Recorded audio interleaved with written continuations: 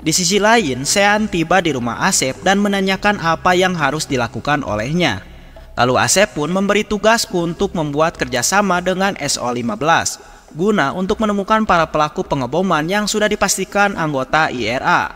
Namun Asep menjelaskan kalau kerjasama ini harus bersifat rahasia karena jika diketahui oleh IRA, maka mereka akan marah besar kepada Asep dan menimbulkan kekacauan.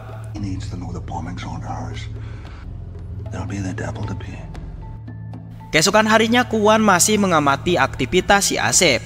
Bahkan ia juga memotretnya saat Asep ciuman dengan Maggie di sebuah kafe. Sementara itu Sean tiba di London dan ia bertemu secara rahasia dengan Bromley. Lalu Sean memberitahu Bromley kalau Asep memiliki kode akses perintah pengeboman dan jika kode akses itu muncul di pengeboman berikutnya, maka Asep dipastikan akan tahu dan langsung mengirim data siapa yang telah memerintahkannya kepada Bromley. Setelah setuju dengan rencananya, Bromley menjelaskan kalau pelakunya berhasil ketemu, maka yang akan menanganinya adalah SO-15 dan bukan dari pihak si Asep.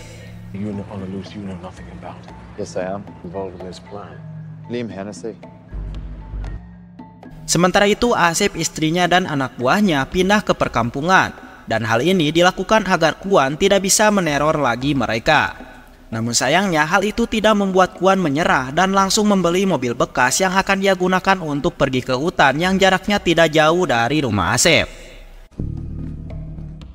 Malam harinya Kwon diam-diam pergi ke kandang ternak milik Asep guna untuk memberi teror lagi.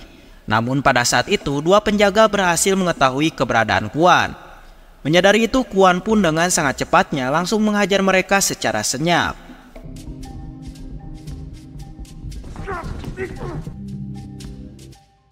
Setelah semua bom dipasang, Kwon pun langsung kembali ke hutan dan menyaksikan kandang itu meledak akibat bom miliknya. Hal itu tentu saja membuat Asep merasa jengkel karena Kwon masih saja membuat teror kepadanya.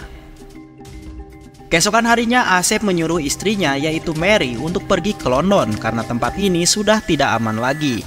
Di saat itu juga mereka lagi-lagi dikejutkan dengan sebuah bom yang mengenai mobil salah satu anggota. Lalu Asep menyuruh anak buahnya untuk mencari keberadaan Kwon yang kemungkinan masih berada di sekitar sana. Namun saat berada di dalam hutan, ternyata Kwon berhasil membunuh satu persatu anak buah Asep dengan jebakan ranjau yang telah ia pasang.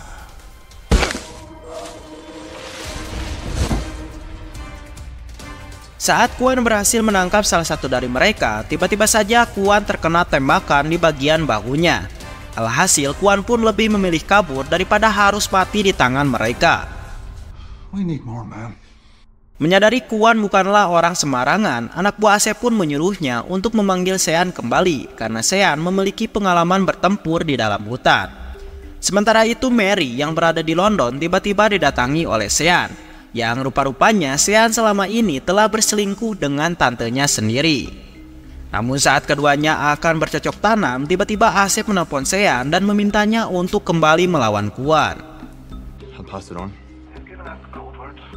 Mendengar kabar ini, Sean pun menjadi cemas karena ia juga tidak mau Asep terbunuh.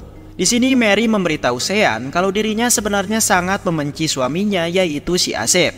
Karena 6 tahun yang lalu kakaknya terbunuh oleh IRA dan Asep malah tidak mencoba untuk memberikan keadilan kepada para pembunuh kakaknya itu.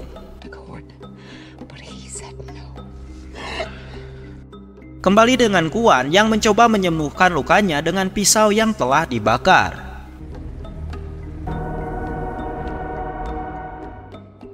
Saat ia pingsan karena kesakitan, tiba-tiba ia teringat dengan masa lalunya saat terjadi perampokan, yang dimana dulu keluarganya diserang.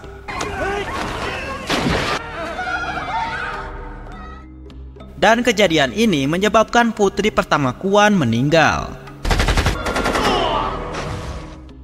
Di sisi lain, Asep sedang menggali informasi tentang Kwon yang ternyata Kwon ini merupakan mantan pasukan khusus paling mematikan yang telah dilatih untuk menguasai hutan.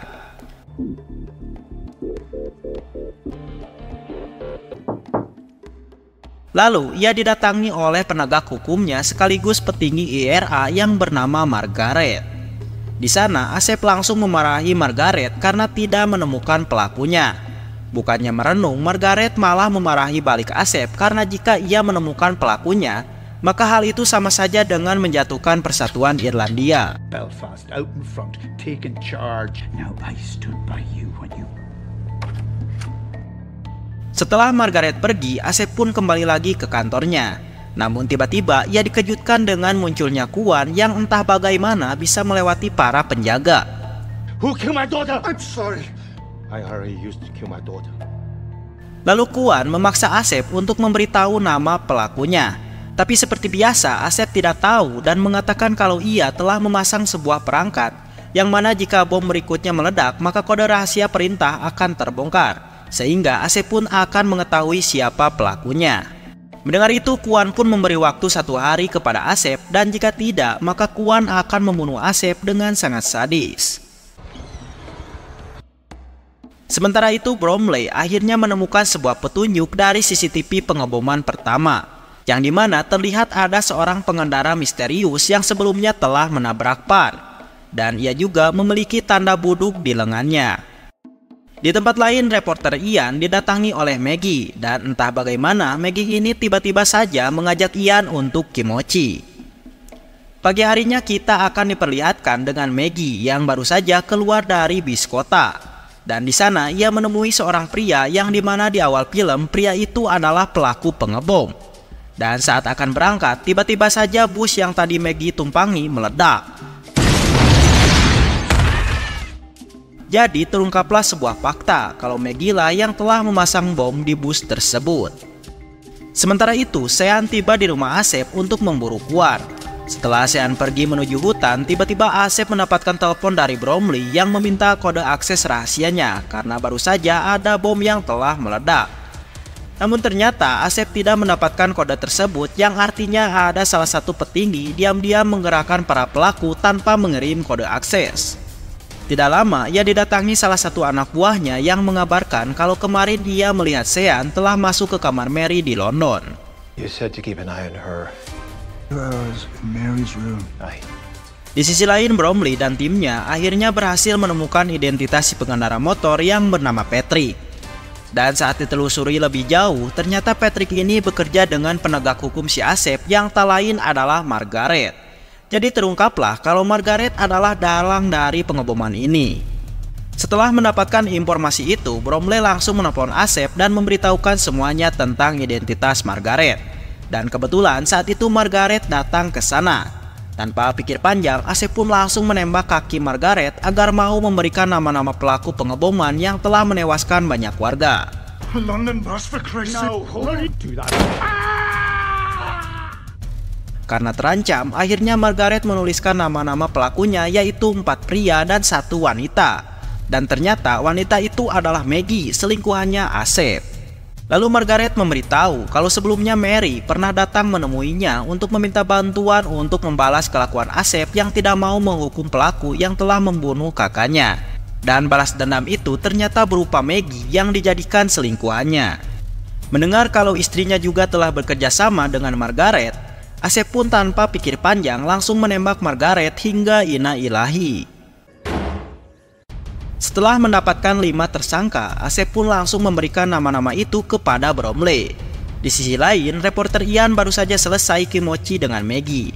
Saat Ian pergi ke toilet, tiba-tiba Maggie memasukkan bom baterai ke dalam laptop Ian, yang dimana nantinya laptop tersebut akan dibawa oleh Ian ke Irlandia menggunakan pesawat dan akan meledak di udara. Sementara itu, Sean yang berada di dalam hutan akhirnya menemukan keberadaan Kuan sehingga pertarungan pun terjadi.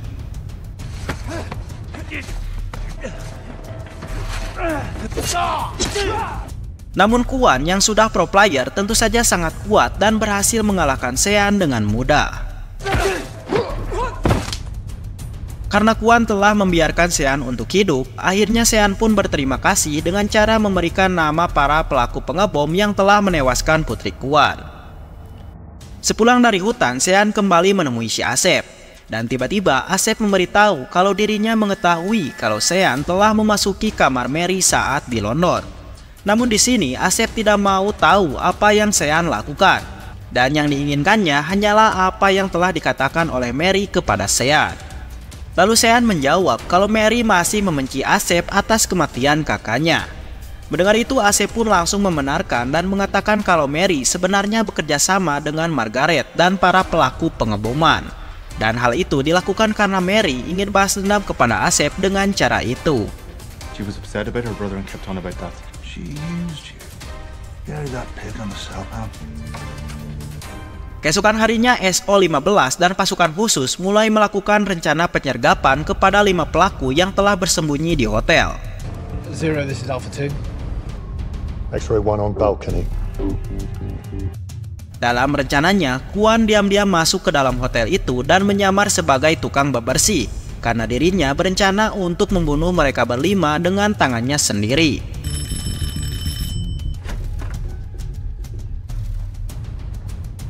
Setelah berhasil masuk ke kamar pelaku, Kwon pun langsung berpura-pura mencari pipa yang bocor.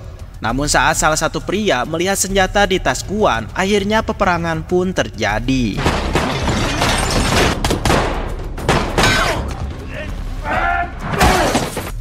Dengan penuh amarah dan dendam, Kwon pun berhasil membunuh mereka semua.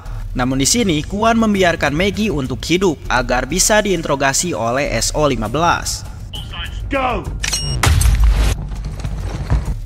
Setelah Kwon pergi, pasukan khusus pun datang dan mereka terkejut karena mendapati keempat pelaku telah tewas. Lalu mereka menginterogasi Maggie tentang bom berikutnya.